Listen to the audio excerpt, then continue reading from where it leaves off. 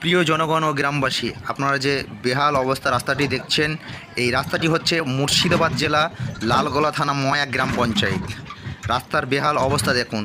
গত 5 থেকে 7 বছরে কোনো একটিবারের জন্য রিপ্লাই করা হয়নি বা রাস্তাটা সারানো হয়নি। এই রাস্তার যে বেহাল অবস্থা, তাতে বয়স্ক মানুষ বা যে ছোট ছোট টোটো বা ছোট ছোট গাড়ি যে যানবাহন চলে, তাতে প্রচুর পরিমাণে সমস্যা হয়। যাতায়াতের জন্য যে মানুষজন রাস্তা দিয়ে চলাফেরা করে তাদেরও অনেক সমস্যা হয়, ছোট ছোট গাড়ি তাদেরও অনেক সমস্যা হয়, প্রত্যেক মানুষজনের সমস্যা হয়। তাতে করে এই গত 5 থেকে 7 বছরে কোনো রাজনৈতিক দলের নেতা নেত্রী, গ্রাম পঞ্চায়েত, জেলা পরিষদ কারোর নজরে আসছে না।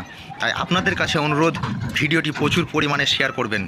এই রাস্তাটি হচ্ছে পণ্ডিতপুর থেকে কুলগাছি বটতলা যাওয়ার রাস্তা, 5 থেকে 7 কিলোমিটার রাস্তা। দীর্ঘ 5 থেকে 7 বছর এইভাবেই বেহাল অবস্থা হয়ে পড়ে আছে।